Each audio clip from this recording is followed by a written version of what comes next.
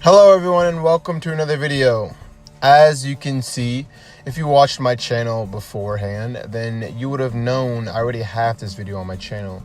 But it's in written format and I know a lot of people would rather it be heard. So I'm redoing it in a voice version and hopefully it can be a lot more appealing and hopefully get more views. But that's not the point. I just want to make it where, I can actually say it and you guys can listen to it without actually having to read word for word. It's a lot better if it's heard rather than read. It can be read in a book, not read online. And this is the route I'm going towards, so I hope you guys can enjoy me talking about it, and hopefully I said it clear enough that you guys can understand it. Anyway, with that being said, this video is to teach you everything about the world of The Witcher, so I hope you enjoy. Also, this may serve as a good reminder of the places and characters if you're new to the series. This should give you a great start on understanding what it is going on in The Witcher 3, The Wild Hunt. Just if you skip to The Witcher 3, you should have a good base knowledge and understanding of what you're getting into. And it's also about The Witcher 3, Wild Hunt, so yeah, it should teach you everything. Anyway, the complete storyline of The Witcher games explained. Witchers are for hire monster hunters who are mutated and trained during childhood to be much faster and even more resilient than a normal human. They also have the ability to use signs, which are basic magic spells. They live much longer than other people, but are sterilized as part of the mutation, which means they can't have kids. Long ago, there was an event called the Conjunction of Spheres, and introduced monsters to the world. Monsters ran rampant, and the Witchers were created as a defense against these evil beasts. Across the entire continent, the Witchers are mutated and considered inhuman. The general opinion about them varies. A few romanticize their order, while many tolerate them as a necessary evil. Others outright hate them. The story of how the Witchers were first created is lost to time, but the Witcher schools, such as the School of the Wolf, whereas the series protagonist Geralt trained, were built to facilitate the process of mutating and training new Witchers. There is 5 schools: the School of the Wolf, the Cat, the Griffin, the Viper, and the Manticore, which was later introduced in the expansion Blood and Wine. The law of surprise is an important custom in the Witcher universe. When a person's life is saved, their savior might ask the debt be repaid by the law of surprise. That law states that the savior may request that which you already have but do not yet know. This can mean many different meanings, but most importantly, it can mean that an unexpected child becomes bound to a person who invokes the law. Because witches are sterile, they rely on abandoned orphans and the law of surprise to grow their ranks. It is because the law of surprise that Ciri, a very important character in The Witcher 3, and the series in general, became bound to Geralt. Though it wasn't really a straightforward transaction, their destinies became bound to each other.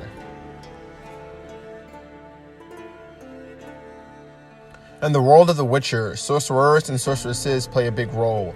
There are immensely powerful magicians, and because of the power, are highly desired in politics.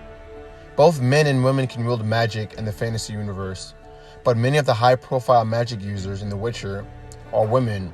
Similar to Witchers, most magic users are sterilized because of their use of magic. Protect yourself from the plague! How do I do that? Cover your nose and mouth with a piece of flax cloth. What? Wrap your gob and the plague might not claim you. The events of the first game deal largely with the criminal organization called the Salamandra. The game opens with this group stealing the mutagens used to create the Witchers. The driving motivation of the game is hunting down the Salamandra, but the scale expands to an epic quest that ends with Geralt killing Jacques de Eldesberg, a madman who intends to use the stolen Witcher mutagens to create a race of superhuman warriors. There is little in the way of overlap between the first game and the rest of the series, but Geralt does encounter and has the option to fight a specter of the King of the Wild Hunt. As the game ends, Geralt is receiving a reward for saving the day at King Foltest's Temeria's palace, where an assassin makes an attempt on the king's life. Geralt successfully defends the king, and the would-be assassin is shown to have cat-like eyes of a Witcher. That's... Vernon Roach, Special Forces Commander for the last 4 years. servant of the Temerian king, responsible for the pacification of the Mahakaman foothills, hunter of elves, murderer of women and children, twice decorated for valor on the field of battle. Yorveth, a regular son of a whore! The second game opens with Geralt in prison and being interrogated by Vernon Roche, the head of the Blue Stripes, Temeria's Secret Service. The prologue proceeds as a frame story where Geralt recounts the events of a siege by Foltest. In a lover's quarrel, the king is endeavoring to take the castle of his mistress, Baroness Mary Louisiana Lavalette, with whom he has 2 children with, Bouzy and Anès. After saving King Foltest's life at the end of the first game, Geralt becomes his bodyguard. While it isn't typically the nature of Witchers to involve themselves with the kings or politics, Geralt is given little choice in the matter at hand. During the siege, Geralt encounters the Baroness's older son, Aaron Lavalette. The player is given a choice to either kill him or force him to surrender. This choice is reflected in the first stage setting question you'll get in The Witcher 3 Wild Hunt. Live or die, he's a fairly insignificant character in The Witcher 2. And that's not just my opinion. After the siege, Foltest is reunited with his children immediately, before another assassination attempt is made. This time, it succeeds, and the assassin escapes, and Geralt is caught in the chamber with the dead king, Foltest, by the Blue Stripes effectively being framed for the king's murder. During the interrogation, Roche believes Geralt's telling of the events and agrees to help him out hunt down the assassin. Roche, Triss, and Geralt embark up the Pontar River. The next segment takes place in and around Flotsam, a small river town. Here, Geralt discovers that the assassin is Letho, a witcher from a different school. After helping rid Flotsam of some monster trouble, Geralt encounters Letho for the first time. Letho then escapes and kidnaps Triss. At this point in the game, the Witcher will make a choice that defines the entire second act. Geralt can either decide to go with Vernon Roche and the Blue Stripes, or align himself with the human-hating elf Iorveth and the Scoia'tael, a rebellious band of non-humans fighting for equality. This is the second choice that you'll be asked to recall in The Witcher 3. If Geralt chooses to side with Iorveth, he'll end up fighting alongside Saskia, a rebellion leader and, secretly, a dragon disguised as a human, with whom the Scoia'tael are aligned with.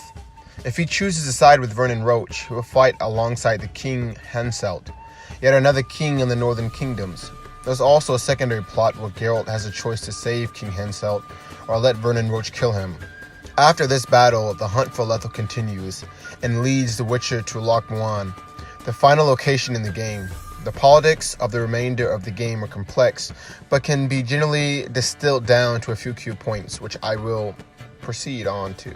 Many powerful mages have formed a sisterhood known as the Lodge of Sorceresses, a group designed to be above the rule of kings and politics, exerting themselves as they see fit.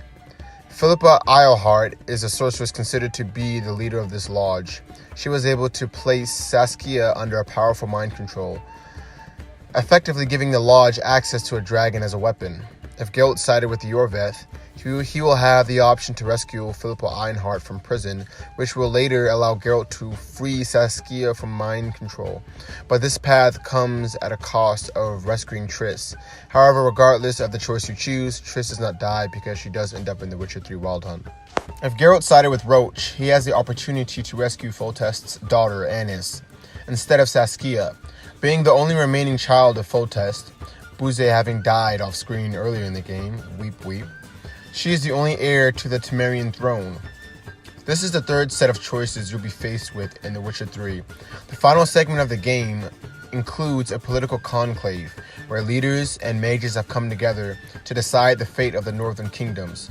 In absence of kings Foltest and Demivan, and potentially Henselt, depending on your choice, the conclave is interrupted when Saskia, in dragon form, and still under control of Philippa Eilhart, attacks the summit.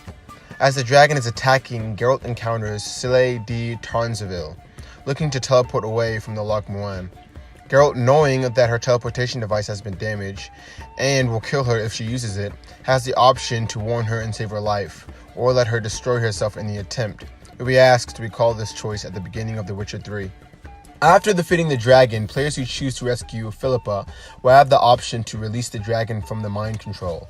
After that, Geralt faces Letho in a final duel, but he has the option to hear out his reasoning and let him go free. Choosing whether or not to kill Letho is up to you, and it's eventually the final choice you use to set the state in the beginning of the world of The Witcher 3. The world where Eridan couldn't find you. What was it like?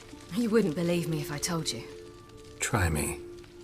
People there had metal in their heads, waged war from a distance, using things similar to megascopes. And there were no horses. Everyone had their own flying ship instead. Cyberpunk 2077. Geralt rejoins his long-lost lover Yennefer in the town of White Orchard. Yennefer tells him that Emperor Emhyr has summoned him to the city of Vizima. Emhyr tasks Geralt with finding Ciri, who has recently been in several places. Ciri is a child of elder blood, the daughter of the Emperor, and the last heir to the ancient Elvish bloodline. With the power to manipulate space and time, Geralt first hears that Ciri was in Velen at Crow's Perch, the Bloody Baron's fort. However, the Baron refuses to help, but Geralt's acquaintance, the sorceress Kara Metz, tells him that an Elvish mage was looking for Ciri. Kara directs Geralt to the Crones of Quickback Bog, malicious ancient spirits living near Velen. The Crones say they captured Ciri for the Wild Hunt, before she escaped, and have enslaved Anna, the Baron's missing wife. Geralt returns to the Baron, who tells him that Ciri went to Novigrad. He discovers that the Church of the Eternal Fire, a militant religious organization, is purging mages in Novigrad, meeting his former lover Triss Merigold. Geralt learns that Ciri has contacted his friend Dandelion. Geralt navigates Novigrad's criminal underworld to rescue Dandelion and learns that Ciri teleported to the Skellige Archipelago. In Novigrad, Geralt can help Triss free fugitive mages and has the option of letting her free with the fugitives. That will eventually decide if he wants to reaffirm his love with her or not. Geralt, after all that, then sails to Skellige and rejoins Yennefer, who has been investigating a magical explosion linked to Ciri. They track Ciri to the island of the Lofoten, which has been attacked by the Wild Hunt. Geralt and Yennefer realize that Uma, a deformed, cursed creature at Crow's Perch, was present after Ciri's escape. Before leaving Skellige, Geralt can help determine who will rule Skellige after the king's death. Yennefer serves the magical bond between her and Geralt, giving him the option of reaffirming his love with her, or ending their relationship as well. They then bring Uma to the Witcher School of Kaer Morhen, where Yennefer removes his curse and transforms him into Avallac'h, a magical, powerful sorcerer. He reveals that he teleported Ciri to the Isle of the Mists to save her from the Lofoten attack. Geralt then travels to that island and finds Ciri in a death-like state, until she is awakened by Avallac'h's magic. She says that Eridan, the king of the Wild Hunt, his homeworld is being destroyed by the White Frost, and wants Ciri's power to conquer the continent. Ciri and Geralt teleport to Kaer Morhen, pursued by the Wild Hunt. After a brief reunion with Yennefer, Triss, and Vesemir, the Witcher mentor, whom I forgot to mention earlier, my bad. The Hunt attacks them at Kaer Morhen, and Vesemir is eventually killed protecting Ciri. Should have mentioned him earlier. Ciri then unleashes her elder power, and Eridan and the Hunt retreat. Geralt, Yennefer, Triss, Ciri, and their allies conduct a funeral for Vesemir. After that, Ciri and Geralt travel to Novigrad to help Triss and Yennefer reform the Lodge of Sorceresses to help them fight against Eridan and the Wild Hunt. They then learn about the Sunstone, a relic which can lure Eridan out and bind him to a specific location on the Skellige island of Undvik. Avallac'h uses that Sunstone to draw out the Hunt and their fleet. Geralt, Ciri, and their allies and the Nilfgaardian fleet battle the Wild Hunt, and Geralt defeats Eridan in combat. As the White Frost descends on Skellige, Ciri insists that she must confront it with her elder blood before it consumes all life in every world. She enters a portal and defeats the White Frost, ending the threat. The game ending varies depending on the previous choices you made throughout the game. If Ciri is alive, Geralt can retire with Yennefer or Triss, or remain a lone Witcher.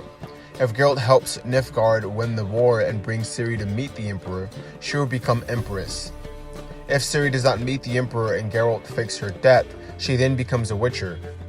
However, if Ciri dies fighting the White Frost, Geralt hunts down her stolen medallion to a random location and is surrounded by monsters, only to find it and realize she's not there and his fate is unknown. And that's the story so far. I honestly have no idea if they're making another game. Since CD Projekt Red is so busy with Cyberpunk 2077, I doubt they'd have any time to think about a Witcher 4. But who knows? Maybe a quarter of their team is working on development right now as we speak on The Witcher 4. Now that Cyberpunk 2077 is basically in its cleanup phase in development. In any case, I hope they at least do something like the Resident Evil 2 remake with the Witcher 2 Assassin of Kings. Because playing that again on a new generation, revised, would just be an incredible experience to see and play.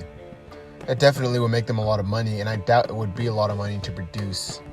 And knowing The Witcher, they'd make it in such a way that it might even be better than The Witcher 3, who knows.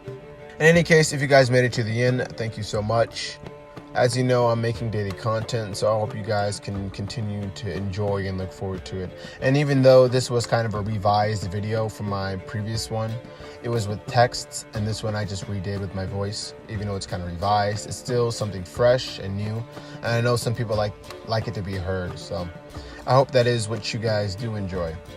Anyway, thank you for watching it and making it this far, and I hope you can enjoy the next video I put out. Till next time.